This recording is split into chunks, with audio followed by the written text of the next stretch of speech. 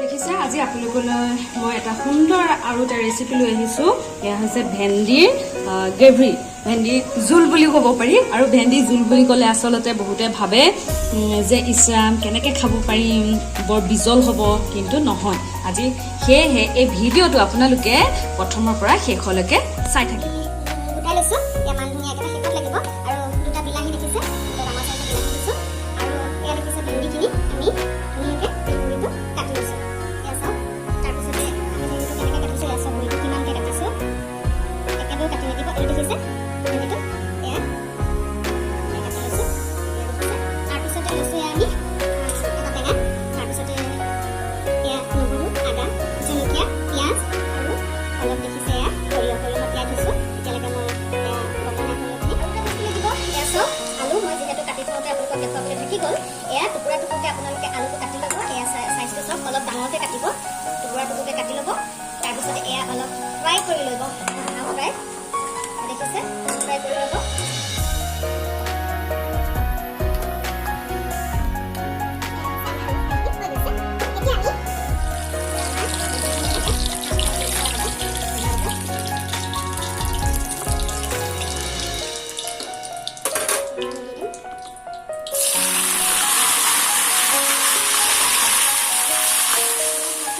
কাটি ল'লোঁ। তাৰপিছতে আদা নহৰুখিনি এয়া দেখিছে ধুনীয়াকৈ মই খুননাত পিচি লৈছোঁ। বেছি মিহি কৰা নাই, খুননাত পিচিছোঁ যিহেতু। আৰু এয়া জলকীয়া লৈছোঁ। জলকীয়া আপোনালোকে নিজৰ জোখাৰ মতে ল'ব পাৰিব, কিমান জ্বলা খায়। তাৰপিছতে এয়া বিলাহীখিনি দেখিছে পেষ্ট বনাই ল'লোঁ ধুনীয়াকৈ। তাৰপিছতে এয়া দেখিছে যিখিনি আমাৰ সৰিয়হ আছিলে, মই আচলতে সৰিয়হ সাধাৰণতে নিদিওঁ। যদি পুস্তক থাকে তেতিয়াহ'লে পুস্তক দিব, যিটো আফুগুটি বুলি কয়, সেইটো দিলে বেছি টেষ্ট হয়। পুস্তক দাই মোৰ ওচৰত, সেইটো সেইকাৰণে মই সৰিয়হখিনি দিছোঁ, দেখিছে এয়া। তাৰপিছতে এয়া ঘৰতে মই পিচি লোৱা গোটা জিৰা, গোটা ধনিয়া, সেইখিনি ধুনীয়াকৈ ঘৰত বনোৱা মছলা এয়া ইয়াতে তেজপাতো আছে, দেখিছে তেজপাতো গুড়ি কৰি থৈ দিয়া হয়, জালুকো আছে, এইবোৰ ঘৰত পিছা হয় আচলতে। তাৰপিছতে অলপ খালি মই জলকীয়া গুড়ি পেলাই এনেকৈ ধনিয়া কৰি দিলোঁ, দেখিছে। তাৰপিছতে আৰু এটা বস্তু একেবাৰে খুব জৰুৰী, এয়া দেখিছে নৰসিংহ পাত আনি ল'ব, দেখিছে। এয়া দেখিছে মই পাঁচফোৰণ লৈছোঁ, লগতে পাঁচফোৰণ আৰু পিঁয়াজ আপোনাৰ লং, ইলাচি, দালচেনি সকলোখিনি আছে। গোটা জিৰা, গোটা ধনিয়া, পাঁচফোৰণ। তাৰপিছতে এয়া দেখিছে অলপ নাৰিকলৰ গুড়ি লৈ ল'লোঁ, যদি কেঁচা থাকে কেঁচাও ল'ব পাৰিব। মই ইয়াত শুকুৱাই থোৱা আছে, পাঁচফোৰণ দি দিলোঁ।